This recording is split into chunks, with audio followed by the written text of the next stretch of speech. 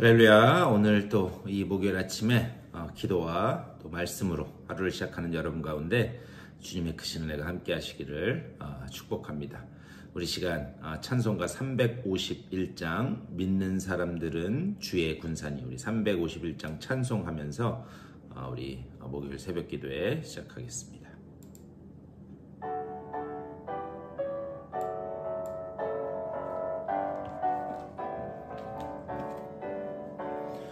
믿는 사람들은 주의 군산이 앞서가신 주를 따라갑시다. 우리 대장 예수 길을 들고서 접전하는 곳에 가신 것 보라. 믿는 사람들은 주의 군산이 앞서가신 주를 따라갑시다. 원수마귀 모두 쫓겨가기는 예수 이름 듣고 겁이 남이라. 우리 찬송 듣고 지옥 달리니 형제들아 주를 찬송합시다. 믿는 사람들은 주의 군산이 앞서가신 주를 따라갑시다. 세상 나라들은 멸망당하나 예수 교회 영영 완성하리라. 마귀 권세 감히 해치 못함은 주가 모든 교회 지키심이라. 믿는 사람들은 주의 군산이 앞서가신 주를 따라갑시다. 백성들아 와서 함께 모여서 우리 모두 함께 개가 부르세. 영원토록 영광 권세 찬송을 우리 임금 주께 돌려보내세. 믿는 사람들은 주의 군산이 앞서가신 주를 따라갑시다.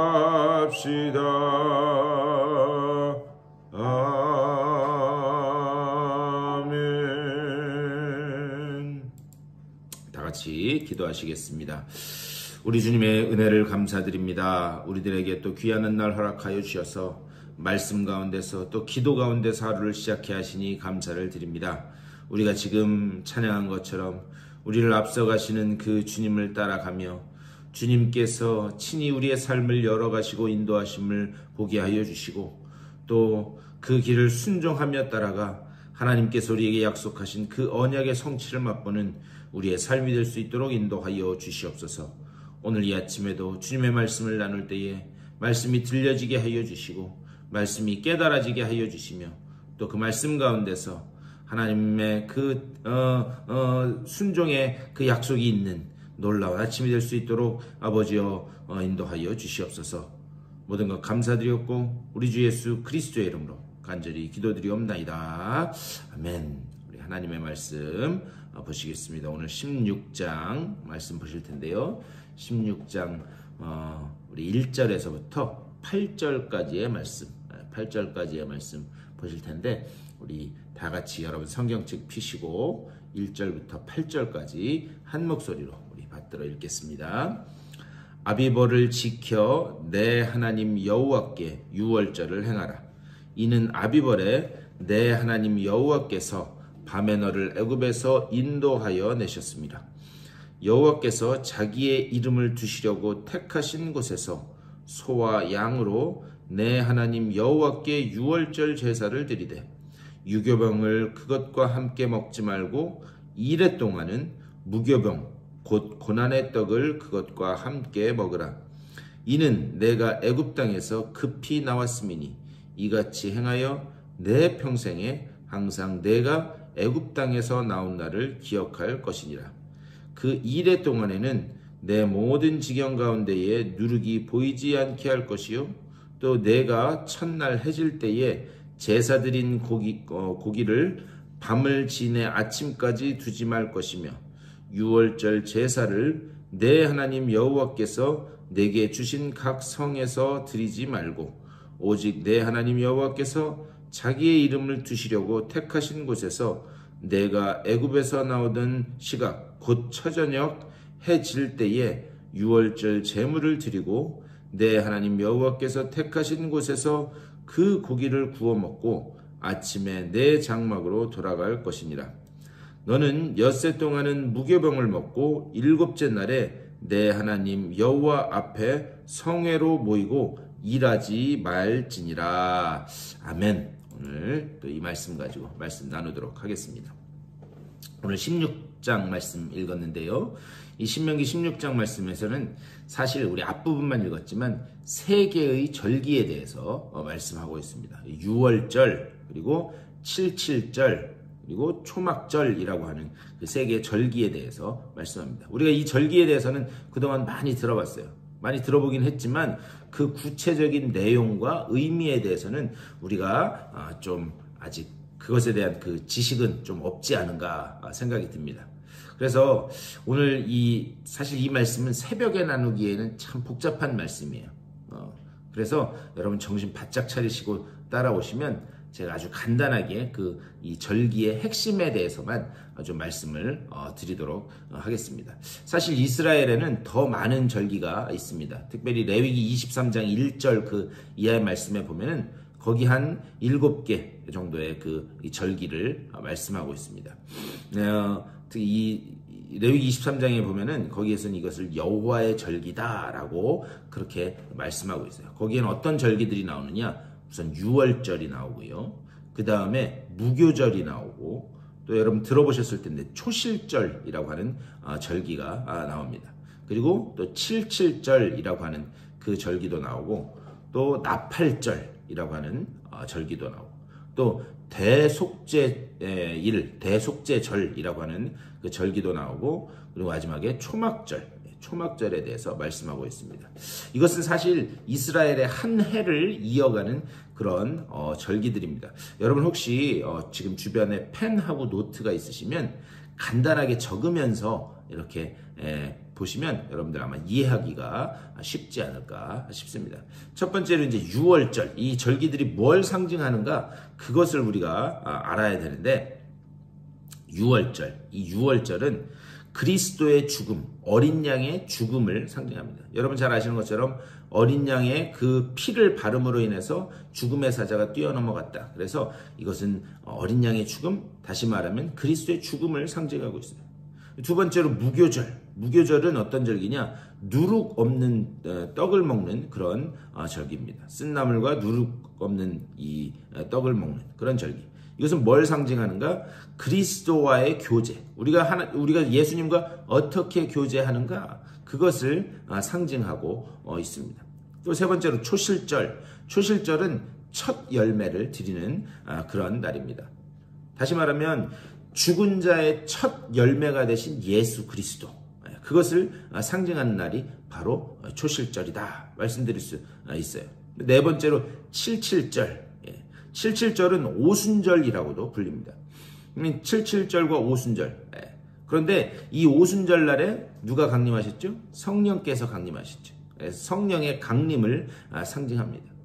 또 이 나팔절은 새해 첫날 부르는 그런 나팔을 부는 그런 절기로 지켰습니다. 이건 뭐냐? 천사장의 호령소리와 함께 예수 그리스도께서 다시 강림하실 것, 이것을 상징하고 있는 게 이 나팔절입니다. 그리고 대속죄일, 대속죄일은 뭐냐? 속죄함으로 인해서 구속이 일어나는 거죠. 우리의 구속이 일어나는 그런 날로 지키는 것이 이 대속죄절입니다. 마지막으로 초막절. 초막절은 뭐냐? 구속이 이루어진 후에, 우리의 구원이 이루어진 후에 일어날 최종적인 심판을 상징하는 것. 그것이 바로 이 초막절이다, 이렇게 말씀드렸어요. 다시 말하면 지금까지 말씀 쭉 7가지의 그 절기를 말씀드렸는데, 그 7가지의 절기는 뭐냐? 하나님이 우리를 구원하시기 위해서 실제적으로 어떻게 행하셨는지를 매 1년 내 그 절기를 통해서 하나님의 구원을 다시 한번 깨닫고 그리고 기억하고 감사하는 절기가 바로 이 7개의 절기다 말씀드릴 수 있어요. 그런데 이 히브리어에 보면은 절기라고 하는 그것을 나타내는 단어가 2개가 있습니다. 첫 번째는 하그라고 하는 단어예요. 하그. 이 하그라고 하는 단어는 뭐냐? 춤춘다, 아니면 또 순환한다라고 하는 그런 뜻이 있어요. 이 절기는 어떤 것인가? 축제처럼 춤을 추면서 즐거워하는 날인데, 이것은 계속해서 순환된다라고 하는, 계속해서 반복된다라고 하는 그런 의미가 있습니다. 그리고 다음으로 이 절기를 나타내는 히브리어 중에 모예드라고 하는, 모예트라고 하는 그 단어는 스케줄을 맞춘다라고 하는 그런 의미가 있어요. 스케줄을 맞춘다. 예를 들면 요한복음에 보면 그런 표현들이 많이 나오는데, 주님께서 어떤 일을 하실 때 꼭 절기가 먼저 등장하는 것을 알 수 있어요. 예를 들면 때는 6월절이라, 이렇게 절기를 먼저 말씀하신 후에 그 다음에 예수님이 하신 행동을 이렇게 이야기합니다. 다시 말하면 이 주님께서 행동하시고 말씀하시고 움직이시는 이 모든 것은 스케줄을 딱 이렇게 맞춰서, 절기에 맞춰서 모든 것을 하신다.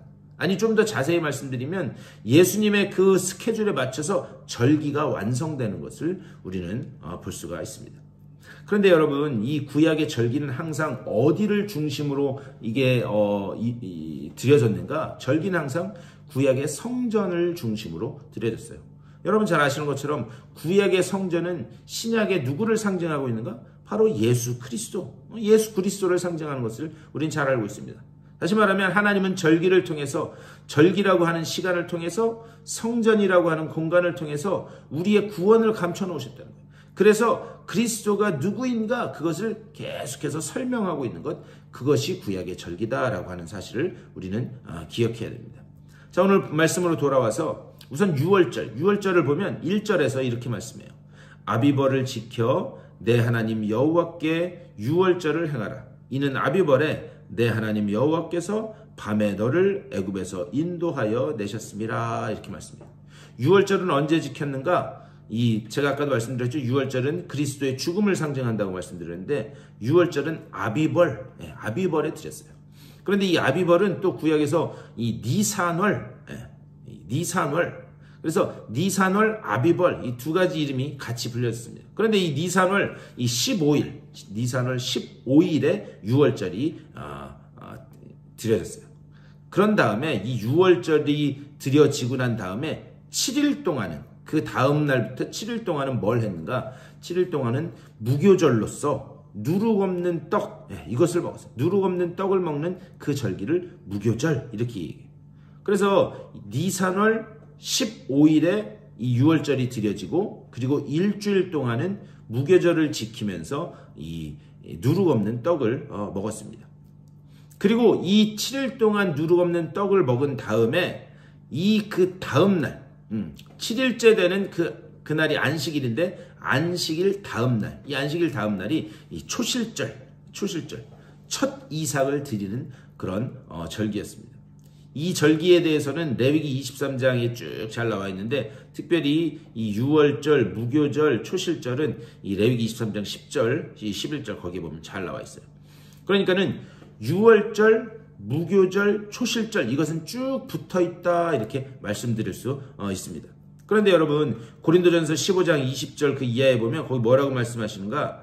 그러나 이제 그리스도께서 죽은 자 가운데서 다시 살아나사 잠자는 자들의 첫 열매가 되셨도다 이렇게 말씀해요. 뭐냐? 예수님께서는 안식 후 첫날 부활하셨어요. 그러니까는 초실절의 완성인 거죠. 초실절, 그러니까 잠자는 자들, 죽은 자들의 그 첫 열매로 부활하신 그 주님을 초실절의 완성으로 우리는 그렇게 말씀드릴 수 있습니다. 그리스도로 인해 완성됐다. 예수 그리스도께서 유월절에 어린 양 되시고 무교절에 쓴 나물과 누룩 없는 떡을 먹은 후에 안식 후 첫날 초실절에 부활하셨다. 그러니까요, 성경의 그 어떤 절기도 무심히 흘려버릴 만한 그런 절기가 없다라는 것을 우리는 볼 수 있어야 됩니다. 이 모든 절기들은 뭐냐? 그리스도를 이 땅에 보내셔서 우리를 구원해 가시는 그 방법을 하나님의 방법을 실제적으로 보여주는 그런 사건이다 말씀드릴 수 있어요. 근데 이제 여기서부터는 조금 어려운데요. 여러분 새벽에 이 말씀드리는 게 이게 조금 가능할까 싶긴 하는데 정신 바짝 차리시고 따라오시면 아주 쉽게 하실 수 있을 것 같아요. 그런데 이제 이 초실절이 지나고 난 다음부터 7주를 지납니다. 그래서 일주일씩, 일주일이 7일이잖아요. 그거를 7주를 지나요. 그러면은 우리 구구단 배운 것처럼 7, 7에 49. 예. 그래서 이 49일이, 그래서 7번이 7주 동안 7일이 7번 지났다라고 해서 77절이라고 그렇게 이야기합니다. 그런데 이 7일, 일주일을 7번을 지나면 안식일이 2번이 겹치게 됩니다. 그래서 그 안식일이 마지막 그 49일째 되는 날이 안식일이 2번이 겹쳐요. 그렇게 2번이 겹치는 날이라서 그날을 뭐라고 부르느냐? 큰 안식일, 대안식일이라고 그렇게 불러요. 근데 이 큰 안식일은 그냥 보낼 수 없다. 다른 안식일과 같이 취급할 수 없다. 왜 그러냐면 일주일이 7번째 되는 날이기 때문에, 그렇기 때문에 그냥 보낼 수 없다라고 해서 어떻게 하는가? 거기에 그 49일째 되는 날에 하루를 더합니다. 하루를 더해서 50일, 49일에서 하루를 더하면 50일이겠죠? 50일째 되는 날, 그날을 뭐라고 그러냐? 오순절이라고 불러요. 여기서 이 순이라고 하는 말은 뭐냐? 열을 묶은 그 단위를 순이라고 해요. 그러니까 10일씩 이 묶여있는 게 5번 묶여있다. 그래서 오순절이라고 그렇게 부릅니다. 근데 우리는 이제 이 절기를 어떻게 카운트하는지도 중요하지만 이 오순절까지를 이 유대인들이 어떻게 보냈는가를 우리는 주의 깊게 봐야 돼요. 레위기 23장 그 15절부터 16절 거기를 보면은 유대인들에게 이 77절, 이 49일이 오는 오순절 전까지 그날은 어떤 기간이었는가? 매일같이 하나님 앞에 나와서 기도하는 기간이었어요. 그런데 그냥 기도하는 것이 아니라 간절한 마음으로 기도하는 기간이었습니다. 그렇다면 그들이 왜 간절한 마음으로 기도할 수밖에 없었는가? 이 이스라엘의 농사법을 우리가 이해를 해야 되는데요. 이 77절을 보내서 오순절이 오기까지 이 이스라엘에 있어서는 이 농산물과 그리고 곡식이 수확되는 그런 기간이었어요. 그런데 이 이스라엘 백성들이, 이 유대인들이 얻는 이 특별히 과실 중에 올리브와 다른 그런 과실들, 그 과실들을 얻기 위해서는 꼭 어떤 바람이 불었어야 되는가? 남동풍 바람이 불어왔었어야 돼요. 그러니까는 바람이 이 유대인의 이 어떤 농사에 굉장히 중요한 역할을 했습니다. 그래서 올리브, 과실 이런 것들을 얻기 위해서는 남동풍이 불어야 됐어요. 그런데 이들에게 가장 기본이 되는 식량, 또 보리, 밀 이런 것을 위해서는 북서풍이 불어와야만 했습니다. 왜 그러냐면 그 바람에 따라서 비와 모든 것들이 영향이 있었기 때문이에요. 근데 여러분 한번 생각해 보세요. 바람은 사람이 할 수 있는 게 아니에요. 왜 그러냐면 엉뚱한 바람이 불어오면 한 해 농사를 망칠 수밖에 없었습니다. 그렇기 때문에 그 과실과 곡식을 얻기 위해서는 그 바람이 제때 불어줬어야 되는데 그게 사람이 할 수 있는 게 아니었어요. 그렇기 때문에 그들은 그 77절, 오순절이 오기까지 그들은 매일같이 하나님 앞에 나와서 기도해야만 했습니다. 그래서 전전긍긍하게 기도했어야 되는데 때로는 그들이 그 바람을 바알 신에게 나아가서 빌고, 그렇기 때문에 그들이 한 해 농사도 망치고 기근이 오고 그리고 하나님의 심판도 임하고 했던 것들을 우린 성경에서 얼마든지 볼 수 있습니다.